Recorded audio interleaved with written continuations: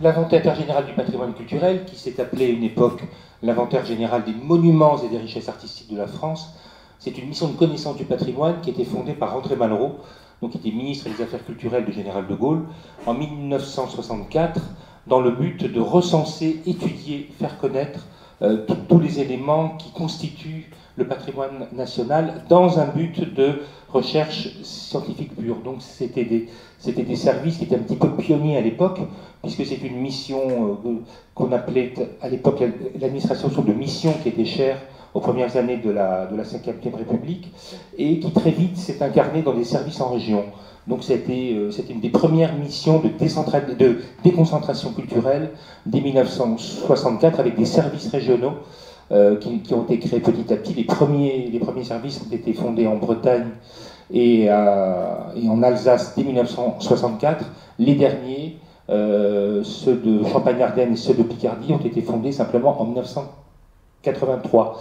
Donc l'inventaire, qu'est-ce que c'est finalement? C'est à la fois un cadre scientifique national, c'est-à-dire que tout le monde travaille de la même façon, mais, comme je vous l'ai dit, une organisation déconcentrée assez vite de services régionaux. C'est une entreprise de connaissance du patrimoine, avec des méthodes d'enquête et des méthodes de restitution très précises, avec des normes, avec des méthodologies, avec des outils. C'est donc la constitution d'un système documentaire à travers des bases de données qui sont accessibles sur Internet directement, soit sur le site national, soit sur le site des différentes régions. Et aussi, effectivement, une mission de valorisation et de diffusion des données sur le patrimoine et des métiers spécialisés. Alors les premiers métiers, c'était chercheurs et photographes, mais très vite on a constitué aussi un corps de gestionnaires de bases de données, des cartographes, topographes qui viennent aussi dresser des relevés, des infographies, des documentalistes et des chargés de valorisation. Alors cette mission, elle a été dévolue aux régions à partir de la loi du 13 août 2004 sur les libertés et responsabilités locales, ce qui veut dire que l'État a dévolu aux régions la mission de mener sur son territoire, de mener chacune sur son territoire les opérations d'inventaire général du patrimoine culturel, mais l'État quand même garde, comme dans la plupart des domaines culturels et des domaines patrimoniaux, cette mission de contrôle scientifique et technique. Et les régions peuvent, et d'ailleurs la région Pays de la Loire ne s'en prive pas, peuvent donc mener pour mener ces opérations d'inventaire des partenariats avec les collectivités territoriales, donc avec les départements, avec les communes ou avec les pays. En région Pays de la Loire, donc, nous avons la chance, comme je vous l'ai dit, d'avoir un certain nombre de partenariats, ce qui nous permet de mener actuellement 18 opérations d'inventaire sur l'ensemble du territoire. Donc nous sommes présents depuis les rives de la Sèvre niortaise, donc dans le Marais Poitevin, jusqu'au Perche sartois dans le nord de la Sarthe. Par conséquent, voilà, ces partenariats nous permettent donc vraiment de faire rayonner la mission d'inventaire général du patrimoine culturel sur l'ensemble du territoire de la région. Vous avez comme la liste là des différentes études qui sont menées, qui sont très variées. Ça peut aller des ports maritimes de la Loire-Atlantique et de la Vendée jusqu'au patrimoine des lycées. Donc deux opérations importantes qui sont menées à l'échelle régionale, donc le patrimoine des lycées publics des Pays de la Loire actuellement, et une opération importante aussi sur la peinture religieuse de chevalet dans les églises des Pays de la Loire, qui est menée avec les services de la DRAC. Nos partenariats, ils sont variés. Nous avons des partenariats avec 3 départements, Maine-et-Loire, Mayenne et Vendée, 5 communes, donc Angers, Laval, Le Mans, Meaux-sur-Loire, Saint-Nazaire, 3 pays d'art et d'histoire, le Perche sartois, la Vallée du Loire et bien sûr le pays du vignoble nantais, et aussi des partenariats avec 2 universités, Nantes et Le Mans, qui permet aussi d'accueillir des étudiants stagiaires et de pouvoir mener des études en partenariat. Et nous avons un partenariat avec une grande école, avec l'Agro-Angers, pour travailler sur cette notion qui est importante pour nous, sur la notion de paysage, et comment intégrer la notion de paysage dans les opérations d'inventaire. Alors, je vous l'ai dit, notre travail vient alimenter des bases. Nous avons 2 bases de données en région Pays de la Loire. Le dossier électronique, donc ce sont tous les dossiers qu'a rédigé Rémi, notamment donc des dossiers illustrés qui se trouvent dans la base qu'on appelle Gertrude. Et puis nous avons aussi une photothèque qui permet d'accéder directement à l'information à travers la photo, les deux bases étant bien entendu liées, c'est ce qu'on appelle l'interopérabilité. Depuis 4 ans, nous avons renouvelé entièrement nos collections d'ouvrages pour valoriser l'ensemble des terrains d'inventaire. Donc là, je vous présente deux des derniers titres parus. Vous les retrouverez sur cette table sinon. Donc nous avons une collection qui s'appelle Images, patrimoine moine en région, qui permettent de valoriser très largement le résultat des grosses opérations de fonds d'inventaire. Donc le dernier titre paru, c'est celui sur les faubourgs du Mans. Nous avons une petite collection aussi de monographies qui s'appelle Découverte, patrimoine en région, et le dernier titre paru, c'est celui sur l'hôtel de région des Pays de la Loire. Et puis d'autres collections qui permettent de publier soit des colloques organisés par la région, soit de faire un panorama assez complet sur une thématique portant sur le patrimoine régional. Et le dernier titre paru, c'est celui sur la peinture murale dans les Pays de la Loire. Notre valorisation aussi, ça passe par l'organisation d'un certain nombre d'opérations sur le terrain, donc ça peut être des expositions, ça peut être des ateliers, ça peut être aussi la réalisation de films d'animation, ce qui a été fait pour la valorisation du terrain d'études de l'ACC des Châteaux, et puis une exposition qui a été organisée à l'occasion de l'achèvement de cette importante étude du nord de la Mayenne au château de Sainte-Suzanne, avec la réalisation d'une maquette importante à la fois du bourg de Lacé et du château vers 1500, donc qui était vraiment l'époque de pleine expansion et l'époque d'achèvement aussi des travaux du château. D'autres types de valorisation, lorsque nous avons travaillé sur les rives de la Loire à l'échelle de la métropole de Nantes, nous avons réalisé un web documentaire qui a permis de valoriser notamment les belles prises de vue par drone de nos photographes. Et aujourd'hui, donc pour la valorisation de l'étude sur le Mans, nous nous sommes lancés dans la production de podcasts avec une agence spécialisée là-dedans qui permettent aussi d'éclairer sur différents aspects une opération d'inventaire. Donc là, ça permet d'éclairer l'opération sur le Mans, la façon dont les faubourgs se sont constitués, la façon dont les habitants ont pu vivre dedans. Donc voilà, ce sont des éclairages très précieux et très réalistes aussi sur des sujets d'études variés. Donc voilà, nous organisons des événements aussi. Nous participons aux Journées européennes du patrimoine pendant lesquelles nous ouvrons largement les portes de l'hôtel de région avec des visites, avec des ateliers et avec toutes sortes d'animations.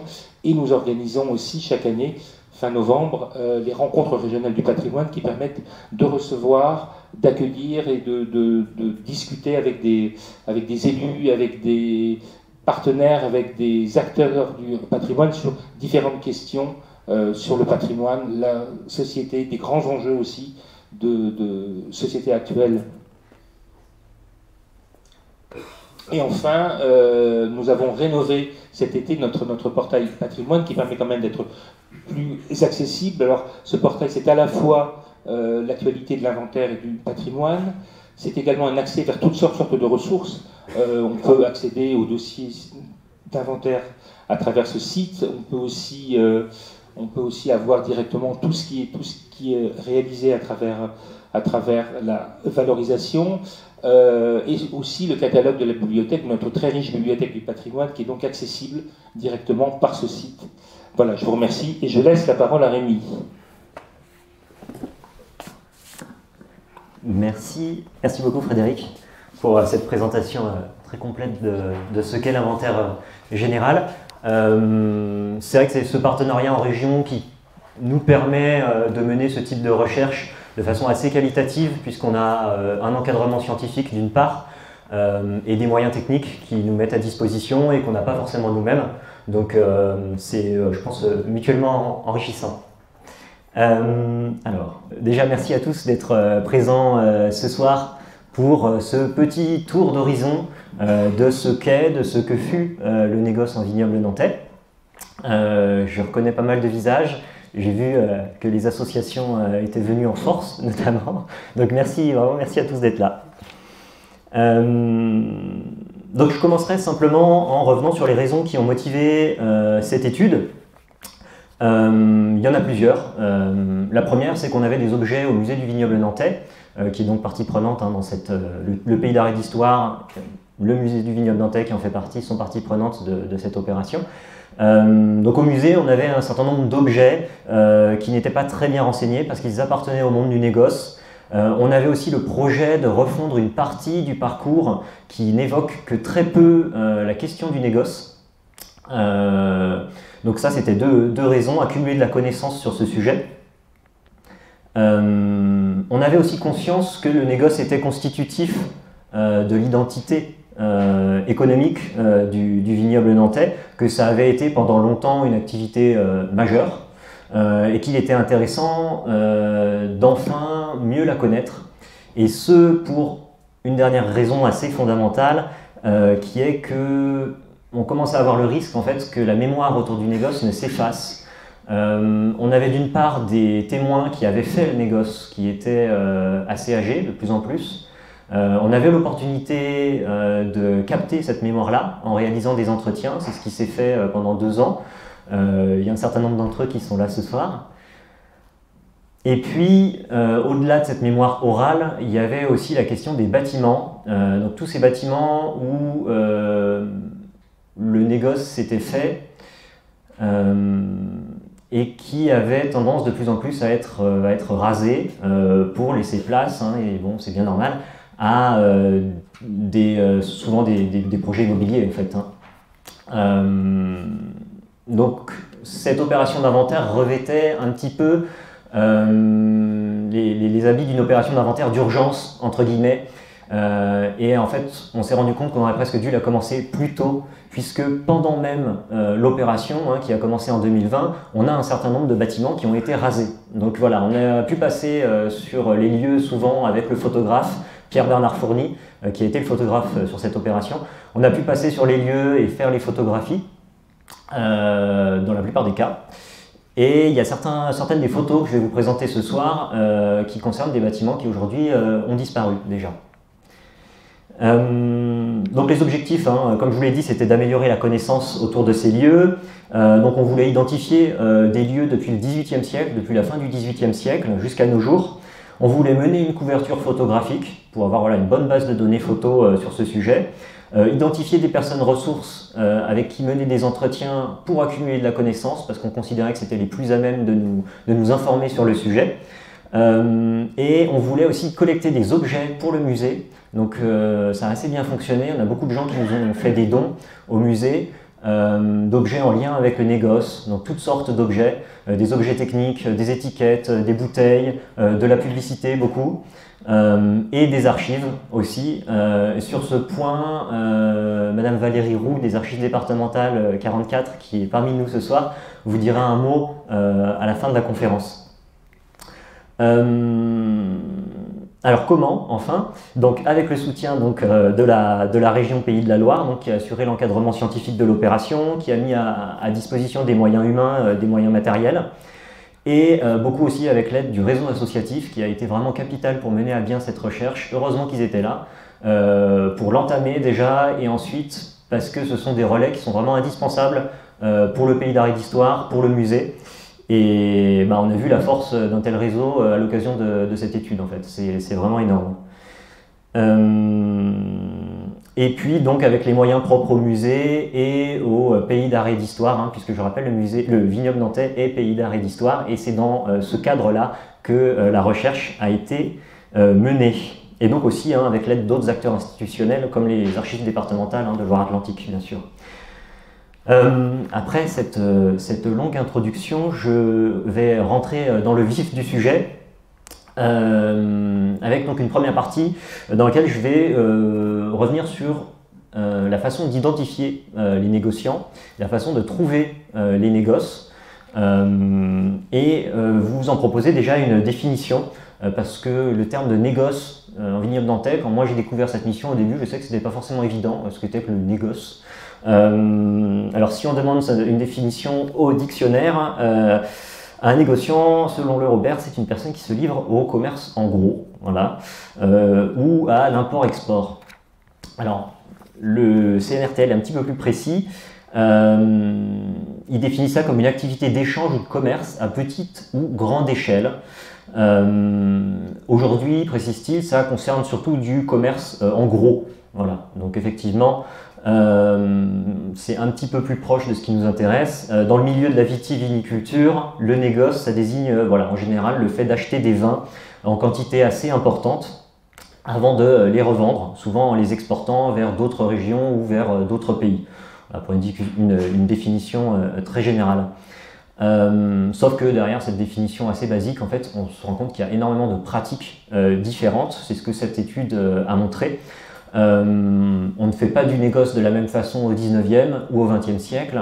On ne fait pas même du négoce de la même façon à la fin du 20e et au début du 20e.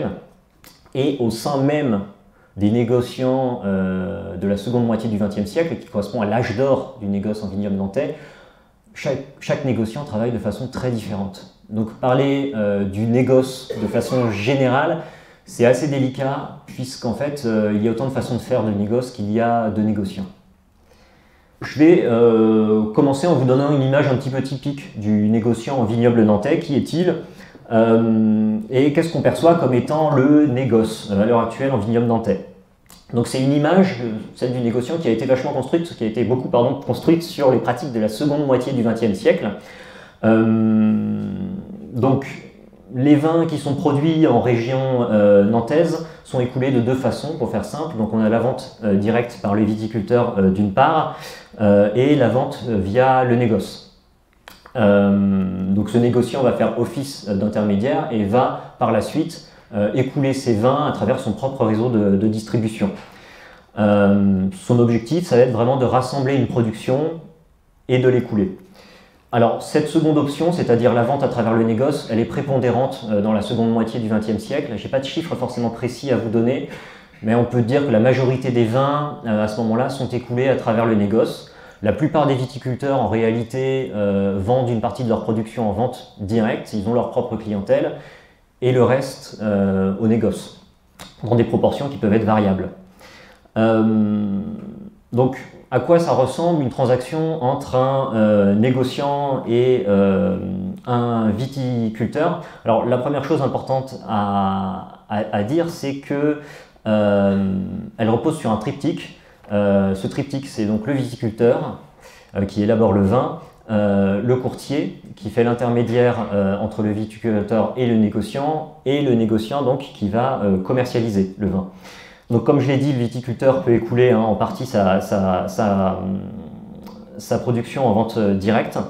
Le courtier, de son côté, son objectif va être de concilier les intérêts commerciaux entre le producteur d'une part et le négociant d'autre part. Et le rôle du courtier est vraiment capital en vignoble nantais, c'est vraiment une figure quasi incontournable. On a des cas de transactions directes de viticulteur à négociant, mais généralement la tradition veut qu'on passe par un courtier pour écouler son vin, et le courtier est garant de la bonne tenue de la transaction, tout simplement. Donc on trouve souvent un accord oral, c'est le top là, on n'a pas forcément de contrats qui sont mis en place et qui sont signés. Donc quand l'accord est conclu, le négociant, donc souvent en utilisant ses propres véhicules, va venir enlever le vin directement chez le viticulteur, avec toujours le contrôle du courtier. Et une fois les vins retirés, ils sont stockés donc, dans les chais du négociant. Donc là, plusieurs choses peuvent se passer. Le négociant peut choisir d'écouler la cuvée telle qu'elle. La plupart du temps, il va choisir de faire soit des assemblages, c'est-à-dire voilà, d'assembler les vins afin d'obtenir un goût particulier, ou bien il va pouvoir aussi pratiquer le coupage, ce qui s'est beaucoup fait, avec des vins souvent venus de l'étranger ou du sud de la France, parfois pour en augmenter le degré alcoolique par exemple. Donc on peut essayer dans ce cas-là voilà, d'atteindre une certaine typicité, c'est-à-dire atteindre un goût qu'on estime propre au cépage, à l'AOC, donc ici au muscadet. On peut vouloir contrebalancer les défauts d'une cuvée aussi, c'est des choses qui arrivent, même si la plupart des négociants disent que la dernière chose à faire c'est de faire rentrer dans ces chais une mauvaise cuvée puisqu'elle nous reste très longtemps sur les bras. Dans ce cas-là, on peut essayer de l'améliorer, disons, en compensant ses défauts avec une seconde cuvée. Et on peut surtout, c'est quelque chose qui se pratique beaucoup dans le négoce, trouver un goût particulier. La plupart des négociants créent des marques, et ces marques sont associées à un goût qu'ils vont essayer de retrouver d'une année sur l'autre. Ça fait partie de la façon de fidéliser en fait, une clientèle qui est majoritairement composée de cafés, d'hôtels et de restaurants hein, dans la seconde moitié du XXe siècle. Parce que les négociants ont une variété d'approvisionnement qui peut faire leur force, qui peut aussi faire leur faiblesse. Hein. Les vins peuvent être inégaux. Donc l'objectif, ça va être pour eux de faire beaucoup de dégustations, de s'essayer beaucoup à l'assemblage jusqu'à trouver ce fameux goût qu'ils peuvent rechercher. Et donc la dernière étape, c'est effectivement d'écouler ces vins, d'écouler ces cuvées en utilisant son réseau commercial qui repose dans la plupart des cas sur des représentants qui sont multicartes en fait, qui sont dans différentes régions et qui vont écouler ces vins auprès soit de grossistes locaux qui les rachètent, ça fait un intermédiaire supplémentaire, soit auprès de cafés, d'hôtels, de restaurants, soit parfois dans un second temps, et on a quelques négociants qui vont se spécialiser là-dedans, auprès de la grande distribution. Voilà, donc pour une définition, une façon de travailler très générale. Alors le PowerPoint est un petit peu de retard. Une façon de travailler qui peut être considérée comme étant typique des négociants, en tout cas dans la seconde moitié du XXe. Le fait est qu'on a en réalité des pratiques multiples. C'est difficile de passer de parler de négoce hein, au singulier. Il faudrait plutôt le faire au pluriel. Un même négoce peut travailler des vins de façon très diverse pour répondre à des besoins de sa clientèle qui sont variés. On va avoir des négociants qui répondent à la même étiquette de négociant, mais qui vont l'un privilégier plutôt des vins qualitatifs, le haut de gamme, et l'autre en revanche plutôt le vrac, et écouler des vins de façon massive. Et puis dernièrement, être négociant au 19e, au début du 20e ou à la fin du 20e, comme je vous le disais, ce n'est pas la même chose. Donc la classification majeure que retiennent les négociants eux-mêmes, ça va être la distinction entre négociants expéditeurs qui livrent des vins en vrac, qui soient assemblés ou non à d'autres négociants, à des grossistes installés dans d'autres villes ou dans d'autres pays. Il effectue sans doute moins d'opérations que ses collègues. Le négociant distributeur, lui, livre un produit qui est fini, qui va souvent être en bouteille, mais pas nécessairement, ou en fût. Et le plus souvent, il va il va distribuer ce vin à des cafés, hôtels, restaurants, voire même parfois à des particuliers. Il y a quelques cas, même si c'est vraiment à la marge.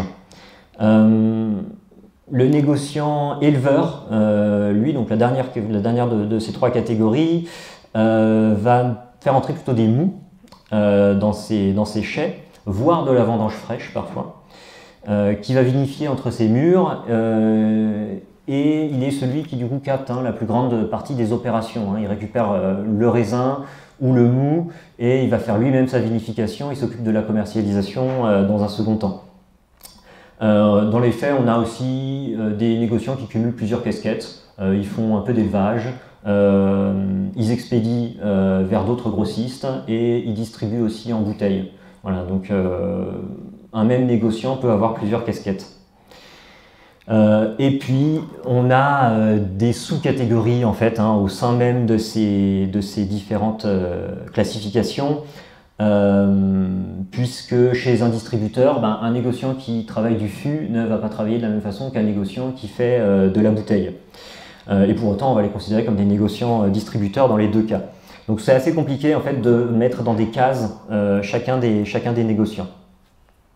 Donc voilà pour les grandes définitions.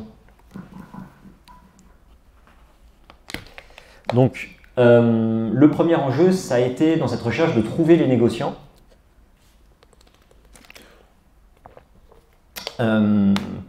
Donc il y en a certains qui sont plus connus que d'autres. Donc effectivement les Bayot, les Guilbeault, les grands groupes qui actuellement sont installés dans le vignoble, les Grands Chais de France, Castel, etc. Mais si on voulait un panorama plus complet du négoce en vignoble nantais, il était nécessaire de s'attaquer aux archives. Oui, donc ça a été un travail qui a été assez long, qui a été rendu possible, donc oui, je le disais, par le tissu associatif, puisque c'était un travail d'archives assez lourd. Donc il s'agissait d'exploiter les recensements de population, d'une part, les registres paroissiaux aussi, depuis la Révolution. Pour ça, on a vraiment eu besoin des associations dans chaque commune qui ont fait ce travail de recensement et qui ont créé des listes. Donc à ce sujet, Jean-Pierre Maillard, qui est président de l'association Forum, vous redira un mot à l'issue de la conférence. Donc on a, grâce à ça, un fichier de négociants par commune qui en liste environ 400. Qui sont actifs de la fin du XVIIIe siècle jusqu'à nos jours. Voilà, donc c'est quand même énorme, 400 négociants depuis la fin du XVIIIe siècle. Il révèle aussi des concentrations dans 2 communes, Valette et La Chapelle-Lin. Donc Valette avec 90 négociants environ, me semble-t-il, listés, et La Chapelle-Lin avec une cinquantaine de négociants repérés. Alors, qu'est-ce que nous apprend ce travail? Alors, quelques caractéristiques de ces négociants concernant leurs origines. Alors déjà, ce sont des gens qui ont une certaine notabilité, une certaine aisance parfois. On remarque dès la Révolution que ce sont des gens qui sont pour la plupart capables de signer, donc ils sont alphabétisés. Donc ils signent les cahiers de doléances pour un certain nombre d'entre eux. Donc ce sont des notables déjà à cette époque. On a également des négociants qui vont occuper des postes dans des mairies. On va avoir un certain nombre de maires, merci Charline, parmi les négociants. Alors je vais vous en citer quelques-uns. On avait Marcel Sodjo, qui était maire du Palais, Pierre Chénaud, donc à Valette, qui était marchand de vin, c'était le petit-fils de Pierre Huette, qui a été maire, et on a Antoine Guilbault, qui a été maire aussi, 1983 à 1995, Mousillon. Et on a des gens aussi qui, sans forcément être maires ou conseillers municipaux, appartiennent à une certaine bourgeoisie locale. Par exemple, au Palais, on a l'exemple de Monsieur de Fontaine, marchand de vin, donc entre 1920 et 1940 environ, qui est l'un des premiers à avoir l'électricité au Palais, qui est l'un des premiers à avoir une voiture au Palais, qui est président d'une association d'anciens combattants, qui est président d'une association catholique. Donc ce sont des gens qui sont quand même assez installés et qui n'hésitent pas à nouer des alliances matrimoniales entre eux. On a beaucoup de mariages entre marchands de vin. Alors l'une des plus connues, c'est les familles Beauquin et les familles Sodjo qui s'allient.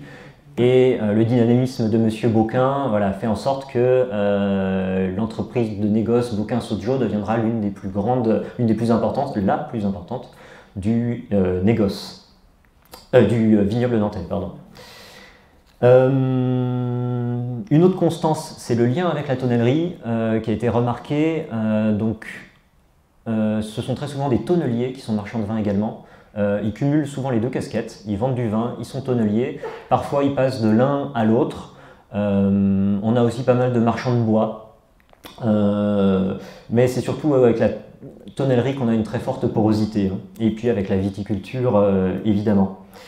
Oui, voilà, je voulais vous donner un exemple célèbre quand même, puisqu'on est à la Casse-Michère. Donatien Bayeux, à la base, était tonnelier. Il était tonnelier chez Beau, chez Ferdinand Beau, qui était négociant à la Haye-Foissière, au port de la Haye-Foissière. Donc Donatien Bayeux a fait ses premières armes en tant que tonnelier chez une personne qui deviendra de fait l'un de ses concurrents. Ensuite, le négoce est une affaire de famille, souvent. On a pas mal de lignées de marchands de vin. Sur 2 générations, beaucoup. Sur 3 générations aussi. On a les Drouet à Valette qui sont marchands de vin sur 4 générations. Les affaires sont souvent reprises par les fils, parfois par les beaux-fils. On a assez peu de marchands de de vin dans le vignoble. Ce sont des exceptions plutôt que la règle. On peut citer quelques lignées, hein. Donc je vous ai parlé des Drouet à Valette, les Guilbeault à Mousillon, qui sont marchands de vin sur 3 générations, les Tout Blanc Giraud, donc 2 noms, donc il y a eu un lien par le beau-fils, à la Foissière, au lieu-dit les Ratels. On a aussi les Beaux à la Foissière sur 2 générations, le commerce bureau Bordet à Lannery, à Valette, les Bruno Simaillot à Vertou. Voilà, donc des noms qui diront peut-être quelque chose à certains d'entre vous. Le dernier élément essentiel, vraiment notable, c'est que ce sont souvent des gens du cru, des négociants sont, pour reprendre, le négoce est, pour reprendre le mot de Raphaël Schirmer, du géographe donc, qui a étudié le vignoble nantais, le négoce est d'extraction rurale, d'extraction locale. Les personnes qui s'emparent de la vente des vins au cours du XXe siècle sont des gens du cru, qui sont installés ici et non pas des Nantais, alors même s'il y a des Nantais qui participeront à cet essor-là du négoce, mais on a quand même une forte proportion de personnes, de négociants qui sont originaires du vignoble nantais. Et de fait, on a des gens, des négociants qui sont pour beaucoup des viticulteurs en parallèle parce qu'ils ont hérité de vignes de par leur implantation familiale de longue date. Et ils resteront viticulteurs une grande part de leur vie. En tout cas, ils feront travailler leurs vignes par d'autres. Souvent, ça mènera à des situations où ils vendront en fait, la récolte issue de leur propre vigne à la société de négoce qu'ils dirigent par ailleurs. Voilà. Et donc, ils intégreront leur vin dans les assemblages qu'ils peuvent réaliser dans leur chai. Donc on a un peu un microcosme comme ça qui naît dans le vignoble nantais avec assez peu d'intervenants extérieurs. La plupart des opérations s'effectuent grâce à des entreprises locales. On a par exemple l'entreprise Boutin qui propose de l'étiquetage, de l'embouteillage à Clisson. On a des cartonneries, on a même des maçons qui vont réaliser les chais, qui vont travailler à construire les cuves en vignoble nantais. Et donc le courtage, le négoce, la viticulture opèrent comme ça dans une bulle dans le vignoble nantais. Ce qui facilite probablement l'oralité dans le monde des affaires à ce moment-là, l'aspect très tacite qu'il peut y avoir dans les échanges entre ces différentes personnes qui se connaissent en fait. Donc une fois qu'on avait trouvé ces négociants grâce à toutes ces listes, grâce à toutes ces archives, il restait encore à identifier les bâtiments qu'ils avaient occupés. On avait des localisations qui étaient partielles, parfois dans le lieu-dit, parfois seulement dans la commune. Donc ayant des noms et ayant des communes, il était possible, avec un travail d'archives supplémentaire, en interrogeant donc le cadastre ancien, de localiser au moins grossièrement des bâtiments. Voilà, donc les résultats sont parfois mitigés. On a des localisations qui manquent un peu de précision, des bâtiments qui sont peu caractérisés dans ce cas-là, mais parfois c'est banco, hein. On trouve un bâtiment qui effectivement ressemble bien à un chai, qui est noté comme étant un magasin dans les archives, donc on se rend sur place et ça permet de l'ajouter à la liste des bâtiments repérés par l'étude. Et puis la seconde méthode, effectivement, c'est la mémoire locale qui nous a beaucoup aidé, les associations, pour les bâtiments du XXe siècle en tout cas. Donc quelques chiffres, je les ai mis.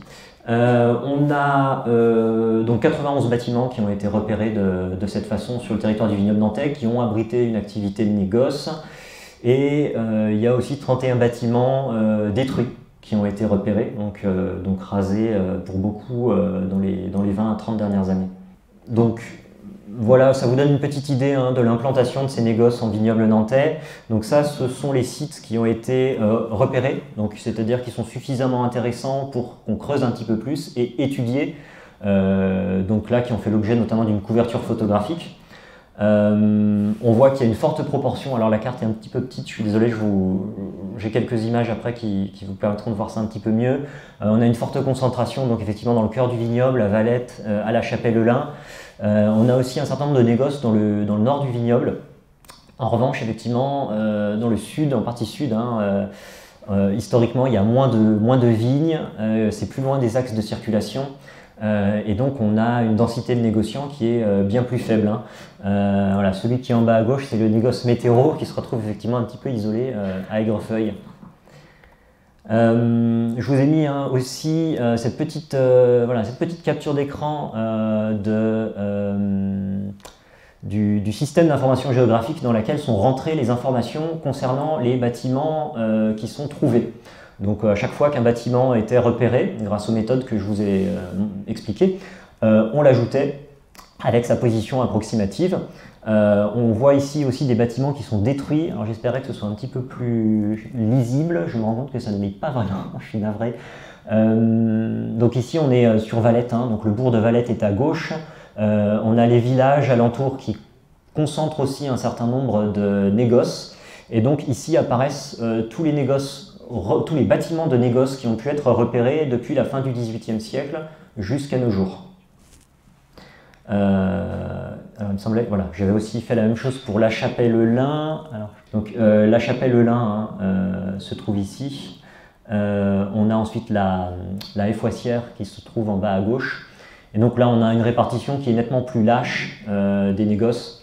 C'est beaucoup moins concentré que ça ne peut l'être notamment à Valette, même si effectivement on voit qu'il y en a quelques-uns dans le bourg de la Chapelle-Lin. Donc on parle bien de bâtiments uniquement. En réalité on a beaucoup plus de noms. Le problème c'est que la plupart des noms ne sont reliés à aucun bâtiment parce que le négoce étant, le vignoble nantais étant quand même une ruralité très active, disons, où il y a eu beaucoup de transformations dans le bâti. La plupart des bâtiments ont disparu. Donc un mot maintenant sur, un gros mot sur les architectures du négoce. Maintenant que je vous ai expliqué un petit peu ce qu'on avait pu trouver en théorie, il s'agissait de joindre la pratique à la théorie en allant sur le terrain donc, et en voyant ce qu'on pouvait trouver. Alors que je me retrouve. Donc les usages des chefs négociants, la façon dont ils sont conçus, c'est très lié à l'évolution économique du vignoble et à l'évolution des techniques de vinification.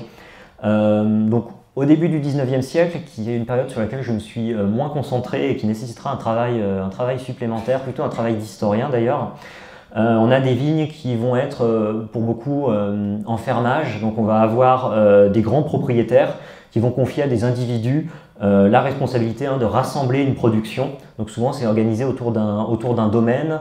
Alors je vous ai mis un exemple ici avec le négoce Arnaud à la Pilotière, donc on est à la Chapelle-Lin, qui donc est actif effectivement à la fin du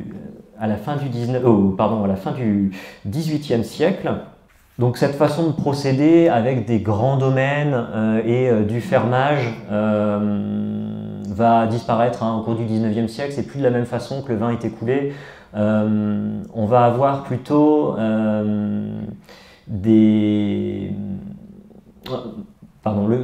en fait, ce qui se passe, c'est que le 19e siècle est un siècle de mutation pour le vignoble nantais.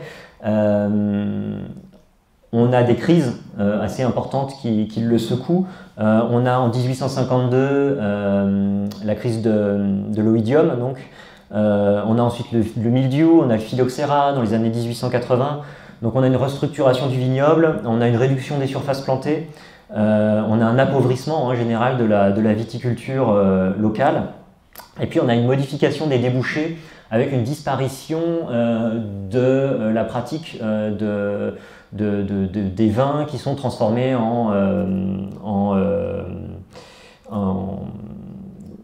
qui sont brûlés pour obtenir des vins plus forts. Le terme exact m'échappe, je suis navré.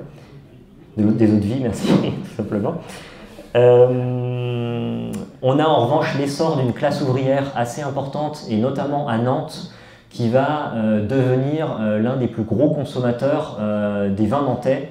On dit en général que quand notamment c'est valable pour les chantiers navals, quand ils ont du travail, les vignerons sont contents. Donc effectivement, parce que ils boivent ce vin, ils boivent massivement ce vin et ça reste juste pendant très longtemps, hein, jusque dans les années 70 en fait, hein, jusqu'à la fermeture des chantiers navals à Nantes. On va avoir un débouché qui va être très important. Alors, j'avais pris ce petit exemple avec un patron de café qui racontait, donc c'était le patron du café dit de l'Ancre d'Or. Alors, pour ceux qui connaissent bien Nantes, c'est boulevard Gustave Roche aujourd'hui, ça s'appelle le Coup d'Arrosoir. Et donc, le patron de ce café racontait fièrement qu'il arrivait à écouler une barrique de 225 litres de vin rouge par jour. Voilà, donc effectivement, les ouvriers passaient souvent 2 fois par jour pour prendre 1 litre de vin rouge, hein, le midi, et puis le soir, ils repartaient avec. Et puis, on a un débouché local, hein, faut pas l'oublier, un débouché local dans les cafés des différentes communes du vignoble. Il y avait beaucoup de cafés, des dizaines de cafés. C'est vrai qu'aujourd'hui, on s'en rend plus forcément compte. Mais rien que sur la place de Valette, je ne me souviens plus du chiffre exact, mais on parle oui, de dizaines de cafés dans chaque commune. Hein. Donc on avait une consommation qui était vraiment très importante, beaucoup du vrac et de la bouteille hein, aussi pour les grandes occasions. Donc on a face à nous un vignoble qui est quand même pas très riche. Et un vignoble qui se spécialise un peu, qui doit faire face en tout cas à une forte demande en vin de consommation courante, voilà, en vin de table. Donc l'enjeu là, ça va être de réunir hein, la production d'un vignoble qui est très atomisé, qui est très dispersé, on a beaucoup de micro-propriétés, donc c'est là que le négociant va lui rassembler cette production pour ensuite l'écouler. Donc on commence à trouver des premiers chais de négoce dédiés vraiment à cette activité et construits pour ça à la fin du 19e et au début du 20e siècle. Alors c'est pas le cas de celui que je vous montre ici, qui est donc le chai du négociant Piou. Donc les Piou, c'est une famille de négociants, une lignée de négociants qui est active tout au long de la fin du 18e et tout au long en fait, hein, elle traverse tout le 19e siècle. Et cette famille Piou est assez représentative, c'est une famille qui est d'extraction locale, c'est une famille qui a beaucoup de propriétés, qui travaille de la vigne en parallèle, qui compte beaucoup de tonneliers dans ses rangs, et qui va partir s'installer à Nantes. Hein. Donc, le dernier marchand de vin de la famille Piou meurt à Nantes. Donc ce sont des gens qui se sont installés là-bas. Mais on voit que c'est pas Nantes qui s'empare de son vignoble. Hein. Là, en l'occurrence, c'est bien quelqu'un du vignoble qui s'est enrichi grâce au commerce du vin et qui va s'installer à Nantes. Donc on a là un bâtiment qui répond typiquement au modèle de la maison vigneronne. Donc on a un chai en fait en rez-de-chaussée. Donc, pour vous situer, c'est juste en face, hein, si vous traversez les vignes par là, vous arriverez au lieu-dit La Cognardière, et donc il y a ce bâtiment qui donne sur la route, qui est donc organisé avec un chai à son rez-de-chaussée, et un bâtiment d'habitation par lequel on accède par un escalier extérieur. Et donc aujourd'hui encore, hein, on a un usage comme chai, donc on reconnaît bien avec les ouvertures très étroites en archère, qui permettent l'aération et qui limitent quand même l'entrée du soleil dans le bâtiment. On a beaucoup de lieux de stockage très ordinaires hein, dans cette période. Tout au long du 19e siècle, il y a une utilisation un peu opportuniste du bâti. On stocke le vin dans des chais qui peuvent être en fait ceux de viticulteurs. On ne voit pas tellement la différence. C'est difficile en fait de caractériser vraiment le chai de négoce durant cette période-là. Ici, en revanche, on a plutôt affaire à un bâtiment qui est construit spécifiquement pour cet usage, puisque Dominique Guilbaud, au moment où il bâtit donc donc à ne pas confondre avec les Guilbaud de Mousillon, hein, c'est un lointain parent. Donc ce Dominique Guilbaud, quand il construit ici à la Pierre Blanche, a a déjà en fait un bâtiment dans lequel il exerce son commerce dans le bourg de Valette. Mais il fait construire ce bâtiment-ci, qui est clairement cadastré comme étant un magasin de vin, dans un village donc à proximité de Valette, à la Pierre Blanche. On retrouve ces ouvertures qui sont assez typiques, ces doubles ouvertures en archèvre, couvertes avec un petit fronton triangulaire comme ça, et qu'on retrouve aussi dans d'autres bâtiments de négoce, dans d'autres chais en règle générale du vignoble. À partir de là, c'est un petit peu l'inflation. On a de plus en plus de bâtiments qui sont construits avec un usage vraiment dédié, avec un usage de magasin de vin. On a donc ici le commerce Météro donc, qui se lance. Alors voilà, le commerce se lance en 1906. Le premier magasin est daté de 1911. Donc on a Aigrefeuille-sur-Maine. On a aussi le commerce Drouet qui se lance dans la même période, puisque le premier magasin Drouet est construit en 1904. Alors ici, on a quelque chose qui est vraiment très transformé, sur lequel on a ajouté un bâtiment de bureau à l'étage, mais où on reconnaît quand même encore malgré tout cette petite fenêtre en archère là, couverte avec son petit fronton triangulaire. Et qui est tout ce qui reste. C'est assez drôle parce que les Drouet en fait à Valette se sont installés et à un moment occupaient une bonne partie occupaient quand même des bâtiments assez imposants dans le centre-bourg. Ils ont fini par se déplacer en périphérie. J'ai une image un petit peu plus loin, mais je vous la montrerai. Ils ont fini par se déplacer en périphérie. Que ce soit les bâtiments au centre-bourg ou ceux qu'ils ont fait construire en périphérie, tout a disparu. Donc aujourd'hui, la dernière trace qu'on a, à ma connaissance, du négoce Drouet, c'est ce petit bâtiment-là. On en arrive ensuite à une autre période, à partir des années 1920. Non seulement on continue à construire des magasins à vin spécialement pour le négoce, mais on spécialise aussi ces bâtiments. Donc l'évolution la plus notable, c'est concernant le stockage, évidemment. Il y a une révolution, ce sont les cuves en béton, donc cuves aériennes, cuves souterraines, qui vont permettre des stockages de forte capacité, qui vont garantir une meilleure conservation des vins par rapport au fût, et qui ont toutes sortes d'avantages sur lesquels je reviendrai brièvement.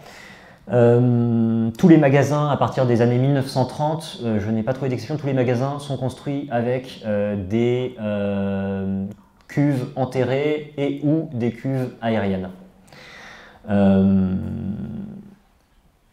On peut aussi en greffer à des bâtiments existants, c'est une pratique très courante. On construit des cuves dans des bâtiments qui souvent étaient des chais déjà dédiés au négoce, au stockage de vin.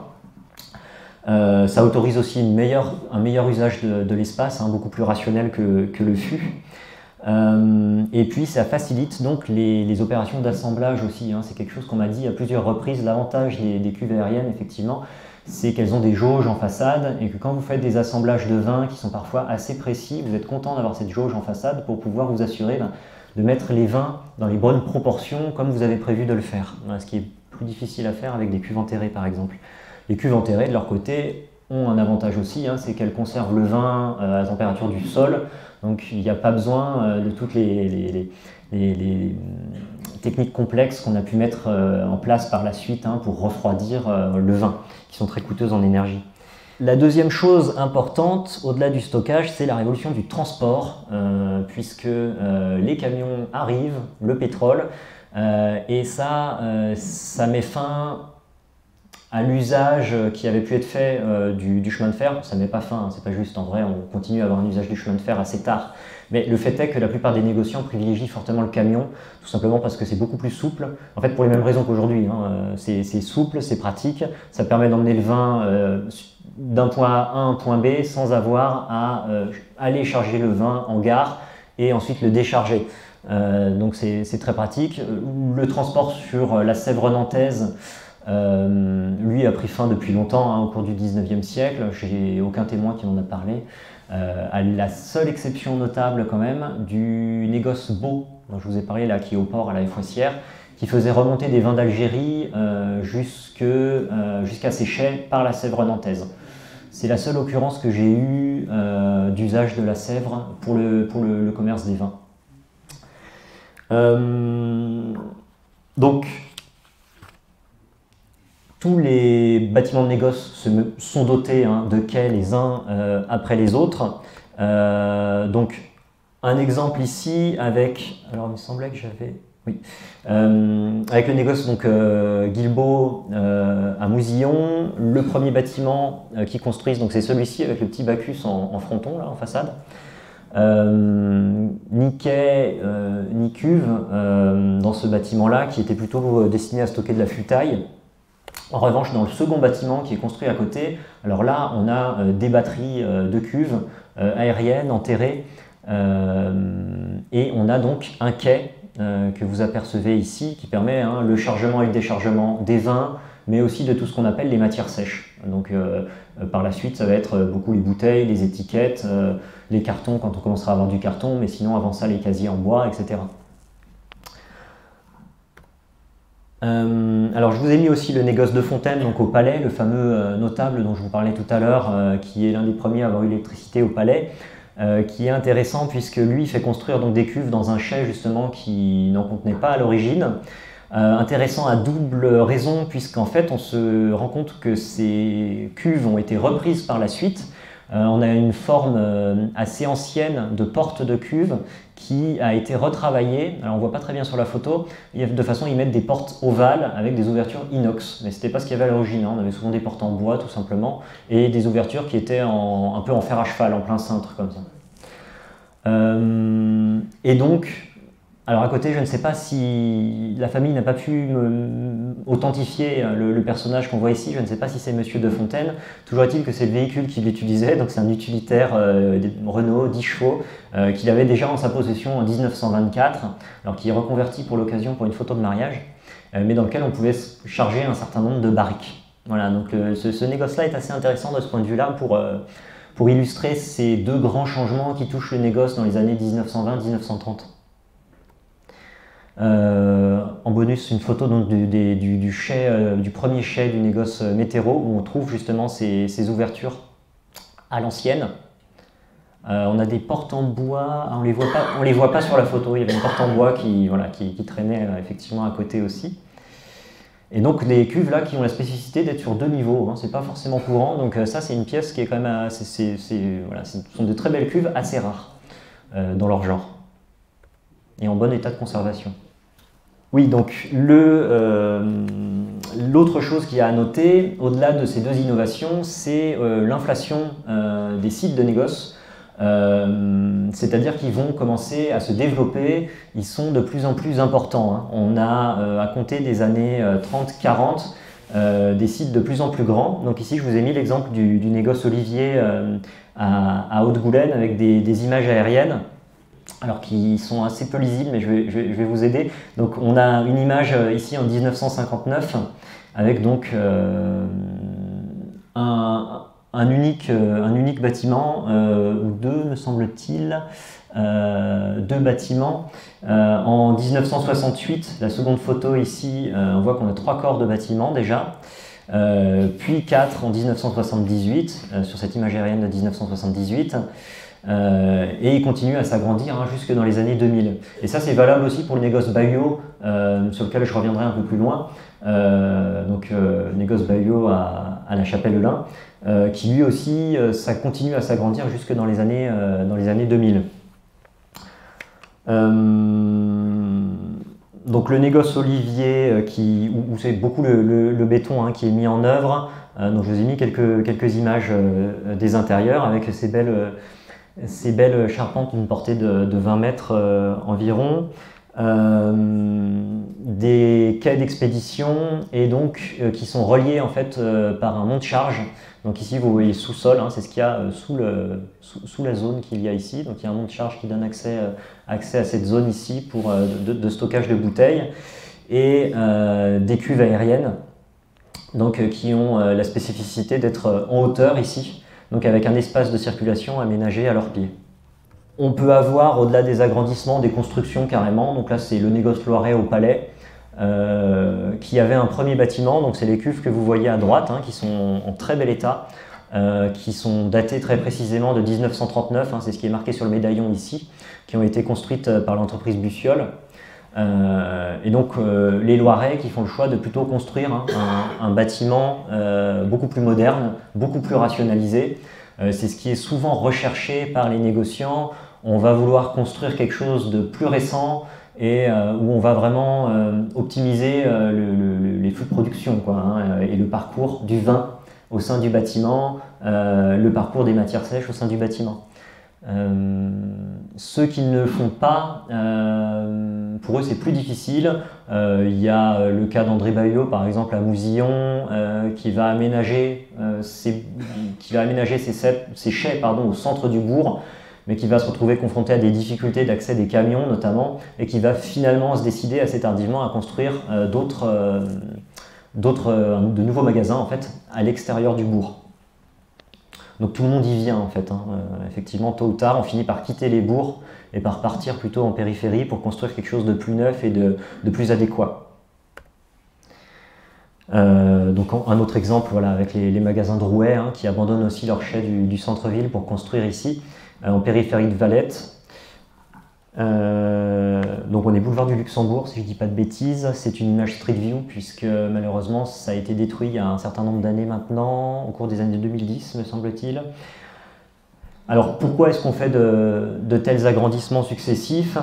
Faut voir que tout au long du XXe, dans la seconde moitié du XXe, on a un accroissement constant des surfaces plantées en vigne, on a de plus en plus de vin, donc on a besoin de plus en plus de stockage. Dans un premier temps, dans les années 20 ou 30, il faut voir que la construction de cuves, c'est quand même quelque chose d'assez coûteux. La petite viticulture n'a pas forcément les moyens de construire ces cuves enterrées, ces cuves souterraines. Donc c'est les négociants qui vont s'en emparer. Ah, j'ai oublié, je voulais vous mettre un extrait de journal assez intéressant et assez parlant à ce niveau-là.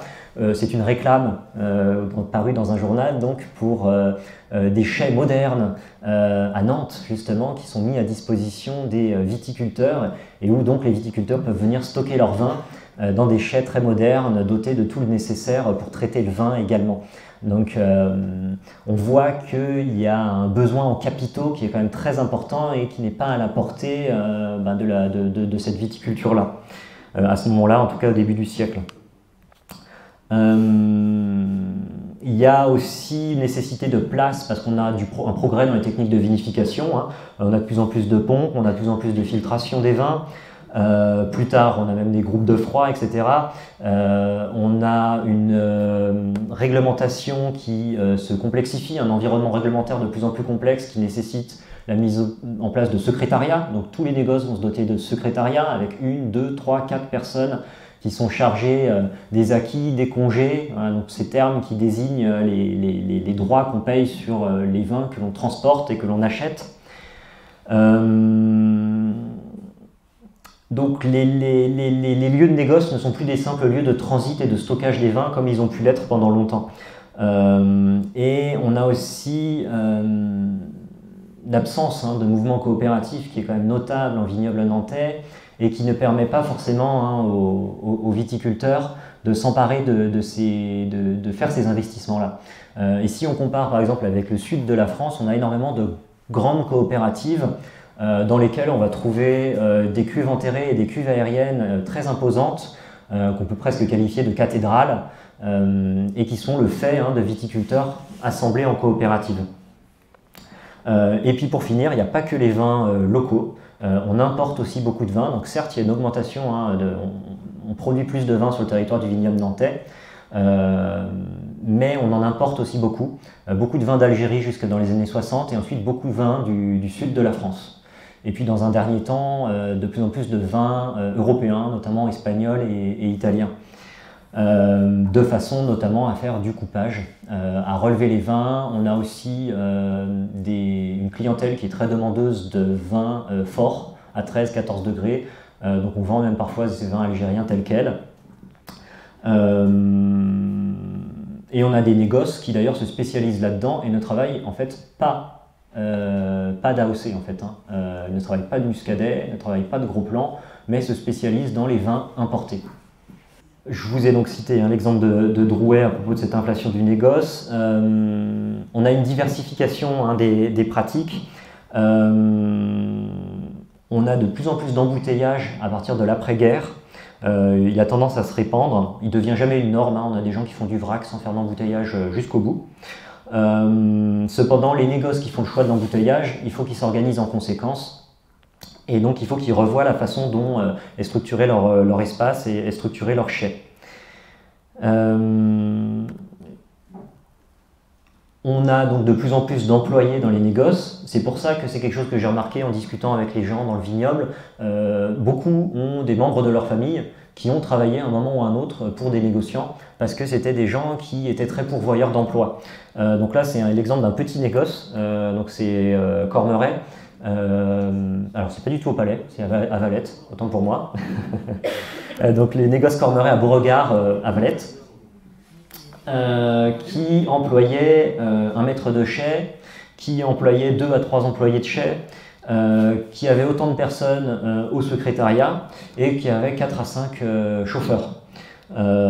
Et puis il y avait aussi un mécano parce que quand vous avez vos propres camions, il faut les entretenir et ça demande là aussi des investissements et du personnel. Les plus gros pouvaient avoir jusqu'à une centaine d'employés, c'est le cas de chez Donatien Baillot, où là on a tous les corps de métier qui sont représentés et énormément d'opérations sont internalisées. On fait beaucoup de choses au sein même du négoce en essayant de faire appel au minimum à des intervenants extérieurs pour ces grosses structures-là. Et on fait aussi appel beaucoup à des saisonniers, énormément, pendant les périodes d'embouteillage notamment. Donc là, à propos du secrétariat, un bel exemple de bureau de négoce chez Bureau Bordet à l'ânerie à Valette. Et puis un autre exemple ici avec Gabriel Thébault, donc, qui illustre bien cette diversité des pratiques, puisque Gabriel Thébault était un petit négociant qui a été très intéressant pour l'étude parce que tout était resté en place. Il était parti en fermant à clé. Et donc c'était un très bon témoignage de la façon dont fonctionnait un négoce. Il recevait sa clientèle sur place, il embouteillait, il vendait du vin qui était embouteillé, avec plutôt axé sur la qualité donc, et des petits volumes, à peu près 60 000 à 80 000 bouteilles par an. Et surtout, il faisait de la vinification lui-même, pour beaucoup. Donc c'est pour ça qu'on trouve un petit laboratoire, mais très complet, qui était encore en place quand on est arrivé. Si on cherche d'autres négoces faisant de la bouteille, parce que là, donc, je vous ai parlé d'un petit embouteilleur, il y avait le négoce, voilà, donc c'est ici, le négoce Loiret, lui a commencé à faire beaucoup d'embouteillages, alors même qu'il faisait plutôt du vrac à l'origine, mais pas dans les mêmes quantités. On parle en 1995 de 2 millions de bouteilles. Voilà, donc eux avaient aussi une chaîne d'embouteillage, ils embouteillaient sur place, directement au domaine, parce que c'est une des obligations du Muscadet-sur-Lie, il faut qu'il soit soutiré directement au domaine. Mais pour le coup, ils ne faisaient pas du tout de vinification. Donc on voit bien qu'on a affaire à des gens qui ont des points communs dans leur façon de travailler, entre Thébault et entre Gabriel Thébault et les Loiret. Ils font tous les deux de l'embouteillage, mais en réalité, ils travaillent vraiment pas de la même façon. Je vous ai mis d'autres exemples avec les Le Chat à Valette, encore une image Street View parce que le bâtiment a disparu, qui eux faisaient uniquement du vrac en quantité relativement modeste. Le négoce Beauquin-Sojo, donc à la Chapelle-Eulin, qui eux par contre étaient le premier négoce du vignoble, qui faisait du vrac, qui faisait de la bouteille et qui était surtout connu pour fournir beaucoup la grande distribution. Ce à quoi il y avait d'autres négociants qui refusaient catégoriquement. Il y en a qui me disaient clairement « j'ai jamais voulu faire de grande distribution pour ne pas me retrouver lié aux exigences de cette grande distribution ». Donc c'est la seule photo que j'ai malheureusement puisqu'on n'a pas pu avoir accès au site qui aujourd'hui est utilisé par le groupe Castel. Donc on n'a pas pu rentrer et faire de photos, donc cette photo date un petit peu. Et puis, en parlant toujours de diversité des pratiques, on a des approches qui vont se vouloir beaucoup plus qualitatives. Donc, on emploie d'ailleurs davantage les termes de maison, les termes de domaine, voilà, plutôt que de négoce. Donc là, c'est le cas des Sauvions à Valette, qui utilisent beaucoup l'image du château. Et qui ont à la fois une activité viticole, on voit les vignes derrière le château, et une activité de négoce, là aussi sur plusieurs générations. De la même façon, les chéraux carrés au domaine Chasseloir à Saint-Fiacre-sur-Maine, avec ce très bel exemple de triple niveau de cuve qui est unique. Donc vous avez les deux premiers niveaux de cuve qui sont ici, un niveau en sous-sol. Ils ont astucieusement utilisé la dénivellation d'un coteau pour construire de cette façon sur 3 niveaux des cuves. Et qui là aussi joue l'image quand même du domaine, du château, de la tradition, avec des chais anciens à proximité des chais modernes. On a des modifications des pratiques aussi, ou alors des négociants qui s'adaptent. Puisqu'on a un écosystème qui apparaît au cours du XXe siècle, tout ce que je vous décris, on a un écosystème de personnes qui fournissent les négociants. Au-delà des viticulteurs, il y a aussi les gens qui vendent tout le nécessaire, les machines nécessaires au travail des négociants, des embouteilleurs, des cartonniers, ce genre de choses. Et on a des négociants qui s'adaptent. Donc là, c'est le cas du négoce Gauthier à Valette, qui ont à un moment ont éprouvé des difficultés à travailler du muscadet. Ils ont éprouvé des difficultés à travailler du muscadet parce que il y avait un acteur qui trustait largement cette part du marché. Alors on me fait signe qu'il faut que j'accélère un petit peu. Ce sont donc, l'entreprise Martin Jarry qui effectivement réussissait à casser les prix des AOC puisqu'on a découvert plus tard qu'il y avait eu une fraude assez importante qui avait été mise en place, que des vins blancs rentraient d'un côté comme des génériques qui ressortaient en muscadet de l'autre côté. Donc le Gauthier père avait renoncé en fait à pratiquer le muscadet et après ça en revanche il se met à en faire, mais il se spécialise en fait entre-temps, il cherche sa propre niche et eux faisaient beaucoup d'envois de vin blanc en Allemagne pour que ceci soit transformé en mousseux. Voilà, donc il y avait cette niche-là qui était disponible, dans laquelle ils se sont engouffrés. Donc ils voulaient des vins acides, parce qu'il faut des vins acides pour obtenir des mousseux. C'est un exemple typique de la plus-value que peut apporter le négoce, c'est-à-dire qu'ils pouvaient sélectionner et faire les assemblages nécessaires pour obtenir cette qualité particulière de vin qui était ensuite expédiée chez des importateurs allemands. Donc là, le négoce Giraud, qui était spécialisé dans les vins de table. Dans les années 70-80, on a de plus en plus une demande en vin de qualité, on a une demande de vin de table qui a tendance à s'affaiblir. Ils n'ont pas fait cette transition. Donc qu'est-ce qu'ils font? Ils utilisent leur machine, leur laveuse de bouteilles, ils la mettent à disposition des viticulteurs pour pallier le manque à gagner du côté des vins de consommation courante. Et ces cartons pleins, ça fonctionne très bien, ils ont énormément de demandes, les laveuses tournent à plein. Et les viticulteurs qui s'emparent de plus en plus de la vente directe sont bien contents d'avoir cette possibilité de laver des bouteilles au négoce Giraud, donc au Ratel. Et puis pour finir, en termes de diversité, Michel Bayot, qui est négociant sans magasin, donc c'est une originalité, c'est un cas assez unique.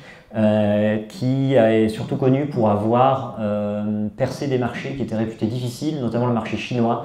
Donc là, je vous ai mis un exemple de film promotionnel qu'il a fait réaliser donc en français et en chinois à destination donc de sa clientèle chinoise. Et donc effectivement, c'était un négociant sans magasin et qui travaillait avec quelques viticulteurs, notamment à Mercredière, me semble-t-il. Donc je vais passer à ma dernière partie, je vais être assez rapide avec un cas concret, donc celui du négoce Bayot. Donc c'est un personnage intéressant, Donatien Bayot, quand on étudie le négoce, puisqu'il est assez représentatif, il cumule pas mal de spécificités que j'ai pu évoquer jusque-là. C'est un personnage du cru, pour commencer. Il est fils d'un sabotier de la Chapelle-Lin. Il commence comme tonnelier, donc comme je vous le disais, chez Ferdinand Beau, à la Foissière. Il a ce côté self-made man un peu qu'on retrouve chez d'autres négociants qui commencent à partir de pas grand chose et qui montent comme ça une entreprise florissante. Et il fait construire à partir de 1942 des bâtiments sur le site de la loge, donc en dehors du bourg de la Chapelle-Lin. Donc ici c'est des photographies qui datent des années 1950. Le site est déjà assez actif, c'est avant qu'il crée sans doute sa propre offre de transport. il crée un négoce qui va se spécialiser, qui ne va pas vraiment se spécialiser, hein, en fait, il va aussi bien faire de la vinification que de la distribution et de l'expédition. Et on a un négoce qui enfle, comme je vous le disais, avec des constructions toutes les décennies, on a des nouveaux bâtiments qui sortent de terre. C'est aussi un négoce avec une branche export qui envoie du vin dans les principaux pays consommateurs de muscadet, donc la Belgique, l'Angleterre, le Japon, les USA, etc. Il internalise énormément d'opérations, il va jusqu'à créer sa propre branche transport qui va proposer à d'autres négoces et qui va lui permettre aussi d'optimiser ses coûts de transport. Et il a aussi donc le château de la Casse-Michère. Il ne joue pas tant sur l'image du château comme ont pu le faire par exemple les Sauvions. C'est pas quelque chose qu'il va beaucoup faire. En revanche, il joue beaucoup sur son image à lui, avec énormément de publicité. C'était quelqu'un qui était très en avance sur ce point-là, qui va jusqu'à travailler avec des artistes assez renommés comme Georges Morin. Donc vous avez la petite publicité ici en bas, hein, qui a été dessinée par Georges Morin justement. Il joue beaucoup sur son nom avec le slogan « Demandez bien, dites bien Donatien ». Et c'est quelqu'un qui va vraiment personnifier, qui va se créer une image de cette façon qui lui survivra, puisque un titre posthume va être créé aussi le Master de Donatien justement, qui donc réemploie son prénom, qui devient vraiment une marque.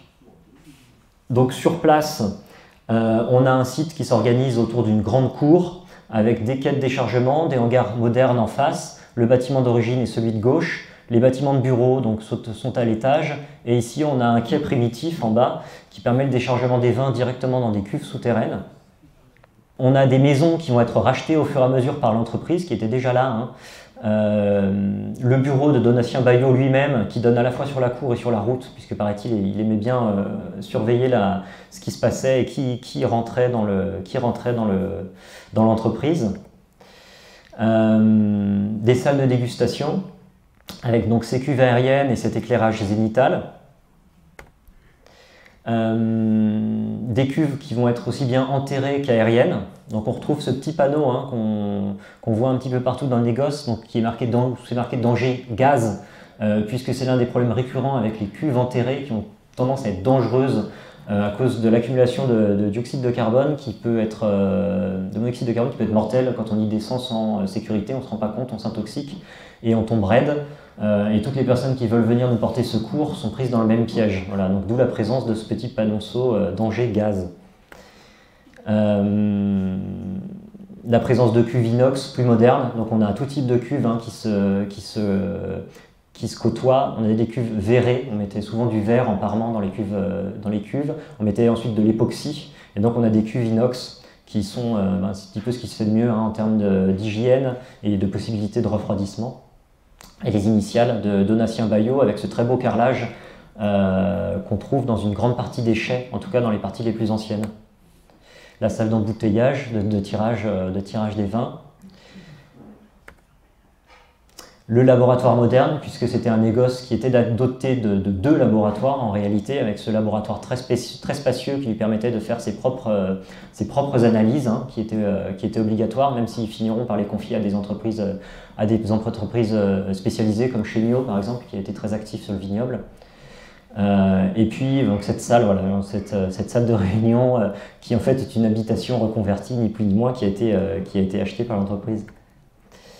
Alors, je vais conclure, puisque je suis déjà en retard, avec 2 points.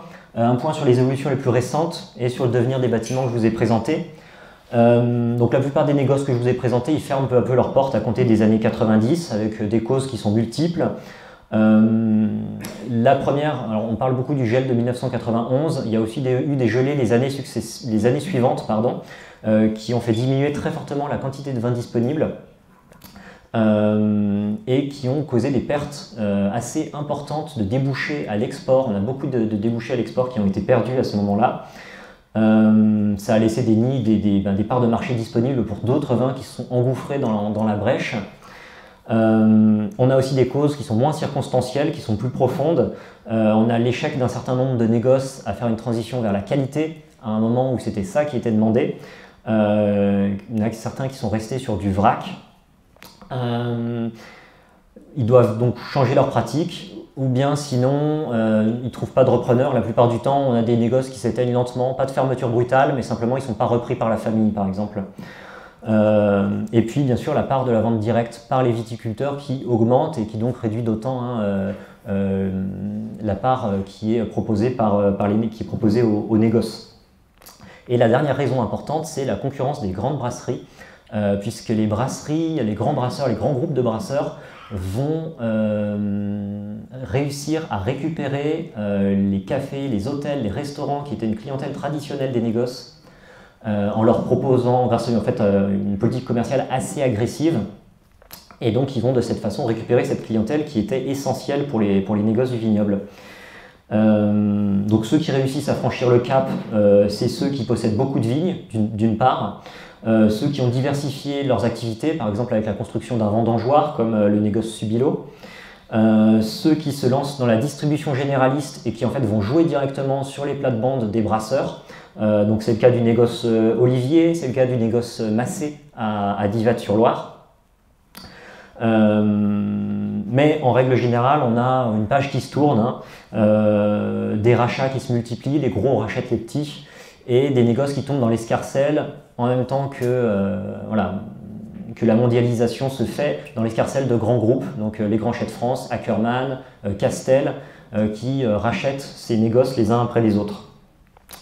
Donc il reste quelques rares négoces familiaux aujourd'hui, mais c'est vraiment des exceptions. Et on a en parallèle des viticulteurs, eux, qui prennent des cartes de négoce et qui font donc des achats de vin. Donc sur le plan du bâti, c'est mon dernier point, ça se traduit par des disparitions en série. Au cours de l'étude, on a plusieurs bâtiments qui ont disparu de cette façon. Ici, il y a une image du négoce Pénaud, Oloron-Botreau, qui a connu de multiples vies, mais qui a fini par, du fait de son abandon, s'effondrer. Et qui, à l'heure où on parle, a été rasé pour faire place à un ensemble immobilier. Le site de la Loge, donc le site fondé par Donatien Baillot, va connaître probablement le même sort. Il y a des cas de reconversion heureuse. Le négoce Météro à Aigrefeuille qui a été reconverti, aujourd'hui c'est une cave en fait, voilà, donc c'est plus du négoce qui y est fait, mais c'est une cave. Le négoce Louis Boquin à Valette, où il y a un atelier de métallerie qui est installé à l'intérieur. Mais sinon, la plupart du temps, c'est des projets immobiliers qui prennent la place dans un contexte où les terrains constructibles sont de plus en plus rares parce qu'on a une politique, vous en avez peut-être entendu parler, de zéro artificialisation nette. Donc les terrains constructibles sont appelés à se réduire et les premiers à en faire les frais sont justement tout ce patrimoine industriel qui laisse sa place pour justement construire des habitations. En plus, le négoce, quand même, c'est beaucoup de cuveries, donc c'est difficile à reconvertir. Ça explique aussi en partie qu'on préfère les démolir.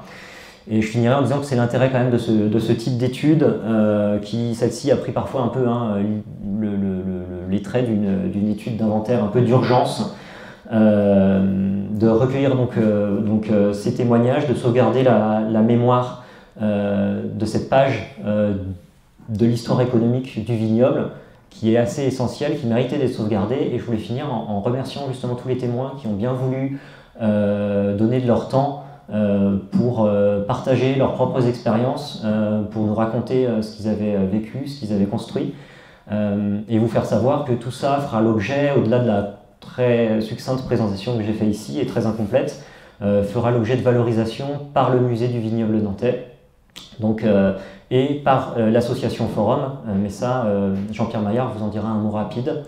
Donc voilà, je voulais aussi remercier tous ces témoins. Et je vous remercie pour votre attention.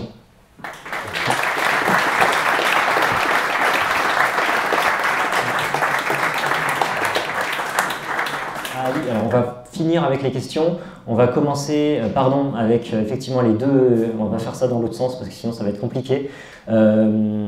Donc Valérie Roux des Archives départementales va vous dire un petit mot donc, concernant le rôle des archives dans cette étude. Donc, je vais lui laisser prendre la parole. Bonsoir. Alors moi je vais vous parler d'archives. Alors vous l'avez compris, je pense avec la présentation de Rémi qu'elles sont importantes si on veut écrire l'histoire. Je dirais que s'il n'y a pas d'archives, il n'y a pas d'histoire. Alors c'est un peu réducteur, mais un petit peu quand même. Vous avez vu et compris avec l'exposé de Rémi qu'il a pu recenser des négociants à partir des recensements de population, des registres d'état civil et des registres paroissiaux, qu'il a pu identifier ou confirmer l'usage de bâtiments repérés grâce au cadastre. Et on a encore beaucoup de choses dans les archives publiques, et je vais dire pourquoi j'insiste sur ce mot public tout à l'heure. On a les registres des commerçants, les dossiers des tribunaux de commerce, donc les faillites éventuelles ou redressements judiciaires, des publicités, des choses sur le phylloxéra et autres joyeusetés pour les viticulteurs, les aides apportées par l'État dans ce type de contexte. Mais il manque cruellement de documents malgré tout. Ce sont les archives privées. Alors les archives privées, c'est celles que vous pouvez conserver en tant qu'exploitant, en tant que viticulteur, en tant que négociant, en tant que tonnelier. Voilà. Ce sont ces documents-là. Alors pourquoi c'est important? Parce que les archives publiques, elles ne racontent pas tout. Je vais faire un parallèle avec un sujet qui n'a absolument aucun rapport, mais qui, je crois, va vous éclaircir les choses. Si je vous parle des poilus, par exemple, pendant la guerre 14-18, on sait plein de choses par les archives publiques. On sait à quel moment ils ont été mobilisés, où ils sont partis. On connaît tout leur parcours, s'ils sont revenus ou pas revenus. Par contre, il n'y a que leurs écrits, la correspondance avec leurs épouses, avec leurs enfants, avec leurs familles, les journaux qu'ils ont pu tenir dans les tranchées, qui va raconter ce qu'ils ont réellement vécu. Sans ça, on ne saurait pas grand-chose. Enfin, on saurait des choses, mais pas tout. Donc, si j'en reviens à nos archives de négociants, elles sont importantes. Je crois que si on voulait écrire quelque chose sur la commercialisation du vin, de voir sur quelle aire géographique le muscadet ou le gros plan a été vendu et dans une progression sans doute croissante sur le territoire. Je pense qu'il n'y a que les archives des négociants qui permettraient de le faire. Je pense notamment au registre de compte, aux facturiers et ces choses-là. C'est très difficile à travers les archives publiques d'écrire cette histoire-là. Alors, grâce au partenariat et au contact de Rémi établi, nous avons pu rentrer quelques petites choses, enfin pas que petites d'ailleurs, mais un fonds en particulier. Avant cela, on n'avait rien, vraiment rien, ou alors vraiment des choses très très petites. Enfin, voilà. On a rentré le fonds de Gabriel Thébault, dont Rémi parlait tout à l'heure, qui était resté sur place, comme tout le reste. Voilà, donc nous avons pu récupérer tout ça, et je crois que c'est un fonds qui est vraiment intéressant, qui pourra permettre d'écrire des choses, puisque Rémi l'a dit, hein, il a commencé tout petit après la guerre, et puis a poursuivi son activité jusque dans les années 90. On a tous les facturiers. Voilà. On a rentré aussi un petit fonds d'un tonnelier, qui était aussi courtier en vin, donc ça illustre aussi le propos. Voilà. Mais on n'a pas grand-chose d'autre.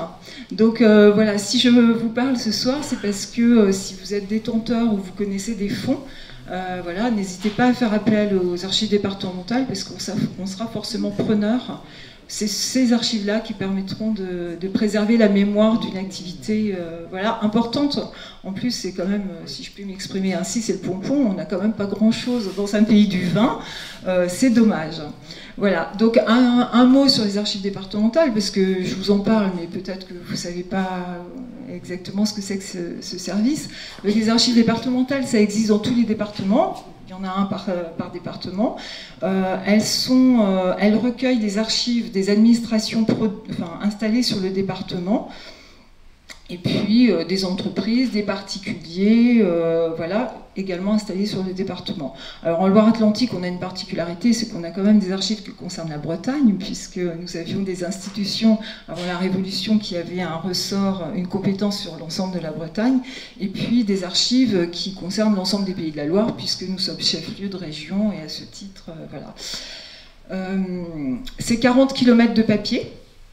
Voilà, dans les locaux qui sont situés dans le quartier de la préfecture, pas très loin de l'île de Versailles, pour ceux qui connaissent Nantes. Voilà, on a encore une capacité d'accueil de 10 km.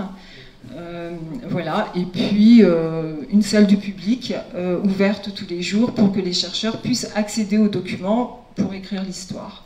Donc je vois dans cette salle un certain nombre de personnes qui fréquentent la salle de lecture et qui font des recherches. Voilà, je crois que j'ai fait le tour. Je pense que je voulais dire autre chose, mais je ne sais plus quoi. Ah oui, nous ne sommes pas réducteurs, c'est-à-dire qu'on s'intéresse à toutes les archives privées et pas que le vin. Alors en ce moment, mais c'est un peu à la mode si je puis dire, on s'intéresse beaucoup au sport. Donc je ne vous dis pas pourquoi, vous le devinez. C'est le sujet du moment et de toute l'année prochaine, mais on s'intéresse aussi à tout ce que vous pouvez conserver. Alors pas tout à fait tout, hein. Si vous me proposez vos bulletins de salaire et vos relevés EDF, je vais essayer de diplomatiquement vous dire que ça ne nous intéresse pas beaucoup. Mais voilà, la correspondance, des papiers de famille, enfin tout ce qui peut permettre d'écrire l'histoire. Et voilà, donc nous ne sommes pas réducteurs ni monosujets. Et juste un dernier mot aussi de la part de Jean-Pierre Maillard qui vous dira un mot sur Forum, sur le rôle qu'a joué l'association et sur ce qu'est exactement Forum comme réseau associatif. Bon, alors, Forum, c'est un réseau d'associations, donc une quinzaine d'associations qui couvrent l'ensemble du territoire du pays de vignoble nantais. Notre rôle est d'accompagner le pays d'art et d'histoire, de soutenir le musée, si vous voulez, en général. Et dans le travail qui a intéressé Rémi, nous sommes intervenus à deux niveaux. C'est-à-dire qu'il y a eu une première étape pendant le Covid, ça a été un des effets bénéfiques du confinement, on était tous renfermés à la maison. Et grâce à tous les documents en ligne qu'on trouve grâce aux archives départementales, les différentes associations ont donc commencé à une sorte de recensement de tous les marchands de vin qu'on pouvait trouver donc, dans les différents dossiers. Ça nous permettait donc, ça nous a permis de rassembler 400 marchands de vin actifs sur le territoire. On n'a pas touché à Nantes, hein, c'est uniquement donc sur le territoire. Alors les associations, par exemple la Chapelle Passemer a travaillé sur toute la partie nord du territoire. Le Clisson a été aussi très actif, mais le Valette, le Palais, alors, ce sont des gens qui ont travaillé chacun de leur côté. On a rassemblé tout ça, et ça a permis de faire des fiches finalement qui donnaient donc des renseignements très précis sur le plan, leur naissance, leur mariage, parce qu'il y a beaucoup d'homonymes, hein, donc il faut faire attention pour ne pas les confondre. Et ça a permis aussi par exemple, en cherchant les enfants, de suivre le destin des marchands de vin, parce que finalement un marchand de vin c'est d'abord quelqu'un qui apprend à lire, à écrire et compter. Donc ça on le voit très bien dans les archives. Il y avait souvent d'ailleurs dans les familles de ces marchands, il y avait souvent des curés, hein, donc qui devaient leur apprendre dans leur jeune âge cet enseignement. Ensuite ils sont tonneliers, ici ou bien à Nantes, ça dépend, parce qu'on voit avec les mariages ils peuvent bouger. Et puis après, leurs enfants naissent au gré finalement des domaines où ils étaient fermiers, car souvent ces marchands de vin, tonneliers marchands de vin, comme on disait sous l'Ancien Régime et puis au début du 19e, étaient en même temps les fermiers des grands domaines. Finalement, les domaines étaient exploités en complant, et donc les marchands de vin, le propriétaire du sol, si vous voulez, du domaine n'avait rien à faire, hein, il avait juste à recueillir finalement la vendange, et c'était le marchand de vin qui finalement recueillait la vendange, la traitait, et puis le faisait brûler et l'expédiait donc sur Nantes. Donc il y a tout un travail alors là qui est à peine ébauché, hein, mais qui mériterait d'être travaillé de plus près. On le retrouve par exemple leur présence dans très, très importante parmi les responsables de l'administration républicaine pendant la Révolution. Enfin, il y a un travail là, tout à fait intéressant qui est à faire d'un point de vue social.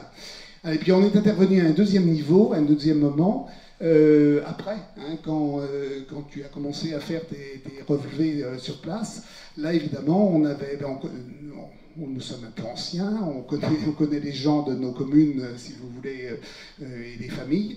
Et donc, ça a permis de donner des adresses, de servir d'intermédiaire, de montrer les bâtiments. Enfin, c'est ce travail-là. Et ce que je voudrais dire à Rémi, ça je le remercie, c'est qu'il a dessus très bien écouté, si vous voulez, tirer parti des renseignements qu'on possédait, et de façon à finalement donc aboutir au travail que vous avez là.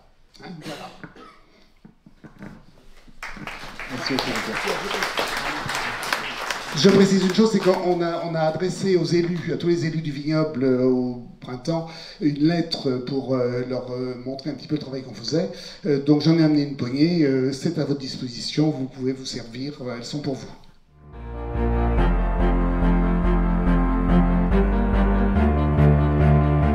Pour vous remercier tout d'abord du travail que vous avez accompli depuis des mois et des années, c'est ce que vous dites.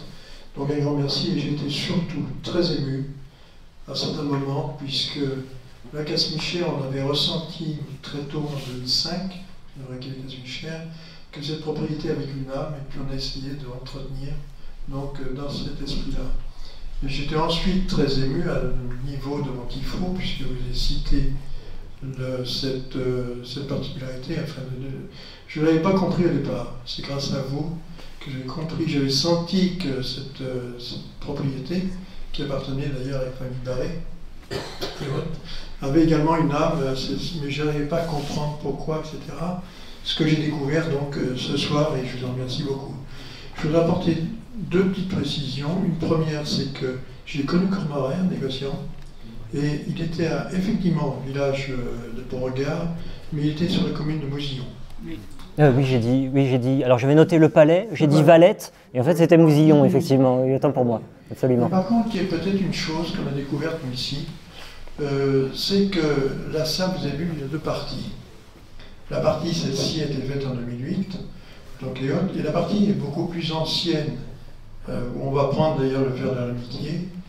Et vous remarquerez dans ce lieu qu'il y a été un magasin, ce qu'on appelait les magasins. Donc il y avait des barriques. Et les petites fenêtres dont vous avez parlé, vous savez, qui sont étroites et assez hautes, entourées en général de petites briques, ce qui était le cas, vous les verrez ici.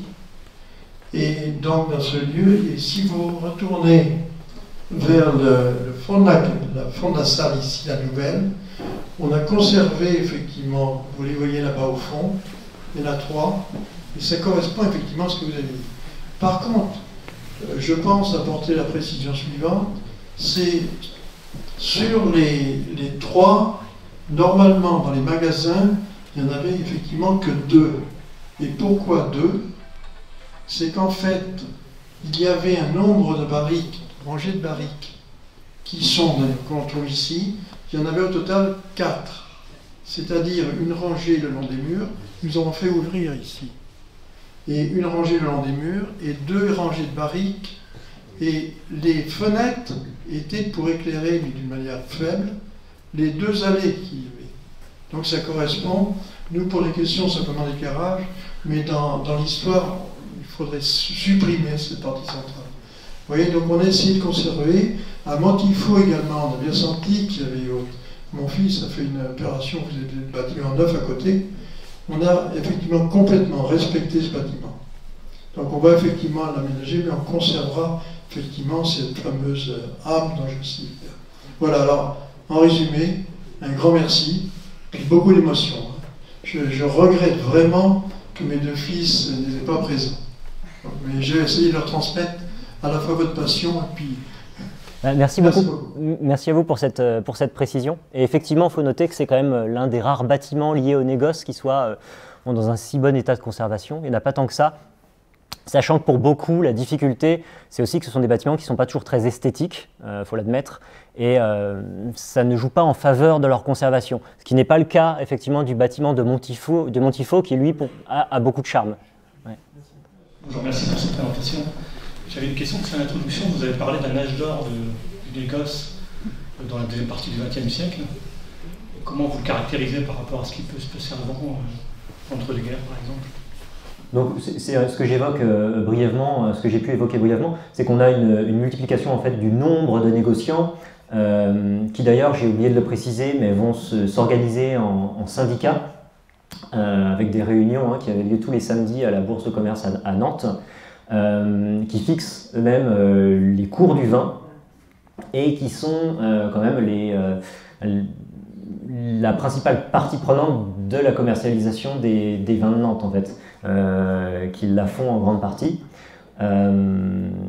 et qu'ils le font en parallèle à une augmentation des volumes de vin qui sont produits dans le vignoble, des volumes de vin qui sont importés, et on n'a jamais eu ça, et on n'aura pas ça non plus par la suite, des vins qui sont traités par ces négociants et expédiés dans des volumes aussi imposants. Et ça correspond aussi à un âge d'or du muscadet, où le muscadet était consommé massivement à Paris, où il était consommé en Belgique, en Angleterre, et ce sont des marchés qui ont été construits tout au long de la seconde moitié du XXe siècle. C'est pour ça que ça me semble effectivement assez juste de parler d'âge d'or pour cette période-là, pour le négoce, et en règle générale pour la commercialisation des vins nantais. Bonsoir, merci pour cette présentation. J'ai cru comprendre que effectivement Valette était un lieu où, enfin, le canton de Valette était très chargé en négociant. Et est-ce que ça n'est pas à l'origine de ce que Valette aujourd'hui se veut être la capitale du muscadet? En partie, après tout est lié. C'est vrai que Valette est au cœur du vignoble nantais. Géographiquement, Valette est entourée de vignes. Alors on me dit que ce n'est pas vrai, donc il faudra peut-être que je revérifie. Comment? Pas géographiquement. Alors on a sur les principaux axes de communication, en tout cas, c'est un bourg de taille respectable.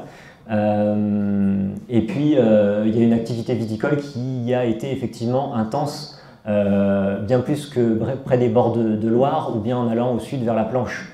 Donc c'est sans doute tous ces paramètres-là qui ont joué pour en faire l'un des étendards, une commune porte-étendard du muscadet. Pour rebondir effectivement sur cette question, parce qu'en fait c'est un petit peu épineux cette question, ça gratouille quelque part. Je pense qu'il faudrait plutôt qu'on parle de Nantes, capitale mondiale du muscadet.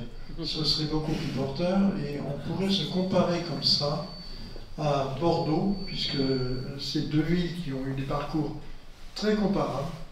Sauf que Bordeaux, la ville de Bordeaux s'est emparée, c'est le cas de dire, de son vignoble. Sur le côté nantais, ça n'a pas toujours été le cas. Loin de là, puisque la région viticole, à différentes époques, était carrément en opposition par rapport à sa capitale viticole, si on peut dire. Et même à l'heure actuelle, j'ai eu l'occasion de le dire officiellement dans des réunions, il faut que la ville de Nantes s'empare complètement encore de son vignoble, ce qui n'est pas le cas. Là, je suis très critique là-dessus, mais il faut me pardonner. Parce que je suis un passionné du vignoble. Je l'ai senti sans doute. Merci bien.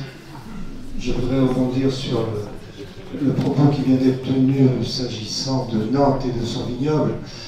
Je crois effectivement que pendant longtemps, Nantes, la ville, et le vignoble nantais se sont ignorés. Ils ne se sont pas combattus, je ne pense pas, il n'y avait pas d'opposition, il y avait plutôt une forme d'ignorance, distante, mais je pense qu'aujourd'hui, les choses ont quand même beaucoup changé. Il me semble que Nantes honore son vignoble. Alors on pourrait toujours faire plus, vraisemblablement, mais je pense quand même que les choses ont beaucoup changé. Il y a des raisons à cela, enfin, cette ancienne situation. Il ne faut quand même pas perdre de vue que Nantes est née sur la rive nord de la Loire, au pays des Toits d'Ardoise et non pas au pays des Toits de Tuiles, que quand on regarde la carte de la commune de Nantes aujourd'hui, on s'aperçoit que la partie qui est au sud-Loire est extrêmement faible en superficie. Il ne faut pas oublier non plus qu'il y avait 7 îles de Loire qui séparaient la rive nord de la rive sud, que ces 7 îles jusqu'au début du XXe siècle ont essentiellement été constituées ou occupées par des activités de type professionnel, industriel. Les chantiers du Dijon ont fermé en 84. C'est pas avant la guerre ni avant la Révolution. Donc cette zone-là constituait sans doute aussi une espèce d'écran naturel entre Nantes et son vignoble. Mais je répète, pour moi, il n'y a jamais eu d'opposition. Il y a eu une espèce d'ignorance polie, d'un côté comme de l'autre. C'était parfaitement réciproque. Je voudrais vous poser une autre question. Est-ce que vous avez une idée de ce que représente l'activité négociante, que ce soit en effectif, en financier, etc., par rapport à un autre vignoble un peu similaire? Je pense au Beaujolais, qui a eu aussi une histoire, une superficie comparable au vignoble nantais, un vin qui a souvent été un peu méprisé, petit vin qu'on boit sur le comptoir le matin, bref, ce qui n'est plus non plus tout à fait l'image du Muscadet aujourd'hui. Bon, le négoce a été, je crois, assez puissant également dans le Beaujolais. Avez-vous une idée, avez-vous eu l'occasion de faire une comparaison? Ou avec un autre vignoble? Alors la réponse va être simple, non. Désolé. Non, alors j'ai pas eu l'occasion de faire cette comparaison. Ce serait très intéressant effectivement de travailler plus avant là-dessus, de faire des comparaisons avec un travail peut-être plus historique, pour aussi davantage relever ce qui peut être spécifique au vignoble nantais. La principale spécificité que j'ai relevée et dont on m'a parlé et qui est connue effectivement, c'est l'absence de mouvement coopératif qu'on met très facilement en rapport avec le sud de la France. Donc on va dire que c'est la comparaison la plus évidente qu'on puisse faire. Quand on voit effectivement dans le Languedoc ce à quoi a pu aboutir le mouvement coopératif en termes de puissance économique pour les viticulteurs, c'est incomparable avec ce qui a pu se passer dans le Nantais. Et ça a été effectivement la porte ouverte pour le négoce pour s'implanter profondément et durablement. J'ai été frappé d'une chose dans votre exposé, c'est vous avez constaté, semble-t-il, une perte de mémoire de la relation à la rivière.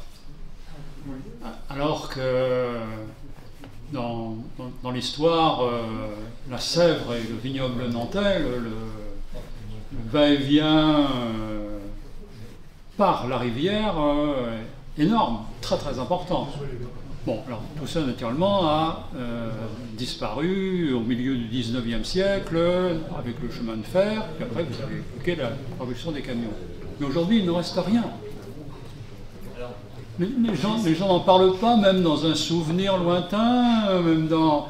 je comprends bien qu'ils ne peuvent pas témoigner de choses qu'ils ont vues, mais dans leur imaginaire ou dans la perception qu'ils ont du lien entre la Sèvre et le vignoble, c'est quelque chose qui aurait disparu? Alors, c'est une question que j'ai posée à beaucoup de mes interlocuteurs, même les plus âgés, et c'est quelque chose qui a totalement disparu. Personne ne m'a parlé de la Sèvre, ou personne n'avait la mémoire de l'usage de la Sèvre dans sa famille. Je demandais, mais votre grand-père, votre père qui a pratiqué le négoce des vins, il vous a jamais parlé de ça, il n'a jamais évoqué ça? Alors, c'est possible qu'il y en ait eu, hein. J'ai pas interrogé, j'ai interrogé une toute petite proportion des personnes qui ont été actives dans le négoce en vignoble nantais, mais en tout cas, aucun ne m'a cité ça, à l'exception donc de Beau, qui faisait remonter des vins depuis le port de Nantes. Les seuls souvenirs qu'on m'a évoqués, c'est celui des sablières, où venaient, voilà, donc qui transportaient effectivement du sable sur la Sèvre, où venaient s'approvisionner les maçons, les agriculteurs, avec la chaux pour amender, etc. Enfin, bon, ce genre de transport-là sur la Sèvre qui a duré plus longtemps, on va dire. Mais pour les transports commerciaux du vin, effectivement, dans cette mémoire-là, semble, de ce que j'ai constaté, s'être éteinte. Je pense, sans trop me tromper, que sur les bords de la Sèvre ici, il y avait donc des magasins qui stockaient du vin en barrique, etc. Donc ce qui est la preuve que quand même il y avait du négoce sur la Sèvre. Par contre, il remontait pas plus loin que, effectivement, comment ça s'appelle, les fossières, donc sur le port. Et ce qui aurait quasiment fait disparaître ce type de navigation, c'est manifestement l'arrivée du chemin de fer. Et c'est ça, je pense qu'il a dû, je suppose, effectivement, donc ça doit être ça. Oui, tout à fait. Puis le problème, c'est que les bateaux ne pouvaient pas remonter, enfin, c'était des gabarres, en fait. Donc des volumes quand même limités. Par rapport aux sablières, c'est sûr que c'est autre chose. Il y avait le problème, effectivement, des ruptures de charge. empêchait de remonter très haut sur la scène. Oui, voilà. Après, c'est vrai qu'il y avait effectivement des magasins, j'en ai pas parlé, il y a Port Domino, par exemple. Oui, il y a effectivement des magasins le long. Oui, c'est ça. Le port et la Fossière, effectivement. Donc il y a comme ça des installations qui nous font nous souvenir. Mais la question, c'est vrai, portait sur la mémoire orale de ce type de commerce. Et là, pour le coup, effectivement, j'en ai pas une trace. Puis ensuite, après, parce qu'en 2005, nous sommes arrivés ici, au niveau, cette question historique me touchait vraiment à cœur, et j'avais fait des études pour faire remonter des touristes éventuellement, parce qu'on voulait se lancer dans le tourisme à partir de 2005, ce qui était un peu nouveau dans le Nantais. C'était connu ailleurs, dans le Bordelais, Champagne, etc., des meilleurs, mais par contre, j'avais envisagé de faire descendre des gabarres, effectivement, de Port Domino pour aller au port de Nantes, suivant les techniques de l'époque. Les gabarres, on les retrouve, effectivement. Mais le problème après, c'est qu'il y a des mâts, etc., et autres, et on ne passe plus maintenant au niveau de cet appareil difficile. Si on veut les laisser avec des voiles et autres, ça va être difficile. Enfin bon. Alors je ferai juste une remarque. Dans l'évolution donc du négoce et autres, on peut remarquer qu'actuellement les négociants se concentrent complètement sur des très gros négoces, vous les avez cités, effectivement. Mais parallèlement à ça, un négoce vit bien dans des surfaces importantes. Je crois que Castel, c'est 45 000 m², ça va vous dire un peu, c'est parmi les premiers chefs d'Europe, en gros, si je ne me trompe pas. Donc, ce qui fait que pour les alimenter, premièrement, il faut des surfaces de vignes. Pour vous donner simplement un chiffre, en 2005, le Muscadet représentait 12 000 hectares. Maintenant, s'il y a des vignerons dans la salle, je ne crois pas me tromper, ça doit être 4 500 ou 5 000, grand maximum 6 000. Faites le calcul, ça fait 2 fois moins. Donc, ce qui fait que pour alimenter un négoce, c'est évident que ce n'est pas uniquement les muscadets ici, mais c'est tout un tas de... Et alors, pour aller plus loin, c'est qu'il faut que des viticulteurs disparaissent, c'est triste à dire, parce que 5000, c'est la preuve, c'est qu'ils s'en arrachent beaucoup, et autres. Et pour compenser, on a joué sur cette axe, c'est actuellement où il faut partir, c'est sur le no-tourisme, vraiment, pour tout le monde peut pas en faire, c'est pas la question, mais c'est un développement énorme. Pour vous dire simplement, je m'excuse de parler de la Casse-Michère, mais la Casse-Michère sans le no-tourisme, on a lancé en 2005, n'existerait plus actuellement. Compte tenu des périodes de gelée, 3 ans sur 5, c'est quand même... on n'en vit pas avec ça, c'est très clair. Et ce qui fait que manifestement, le vignoble n'a certainement pas fini sa transformation. Alors très certainement du côté qualitatif. Au niveau aussi bien des vins que de la partie des réceptions des touristes, parce que la réception des touristes, c'est un métier. Voilà. On a parlé du transport du vin et on voit bien Valette, capitale du Muscadet. À l'époque, il n'était pas sur les grandes voies, parce que la voie express d'Ancholet est quand même récente. Et bien Valette avait tout simplement demandé son chemin de fer pour aller de Valette à Le Palais. Donc c'est bien la preuve que le chemin de fer avait pris toute l'importance pour les transports, et de vin, et d'autres marchandises. Oui. Oui, la gare de Valette existe encore, de fait. La gare de Valette existe toujours. Et moi, j'avais pensé à un moment de temps, c'était puisqu'on est dans les liaisons douces et voilà, dans toutes les municipalités, pourquoi ne pas justement rechercher cette... puisqu'on sait quelles sont les parcelles qui ont été achetées grâce aux archives, j'avais fouillé dedans. On sait donc le nom de tous les propriétaires qui avaient dû céder des parcelles pour faire passer le chemin de fer. Et moi j'ai pensé que peut-être on aurait pu retrouver ces cheminements et y aller à pied finalement, voilà, pour faire un petit peu marcher l'histoire.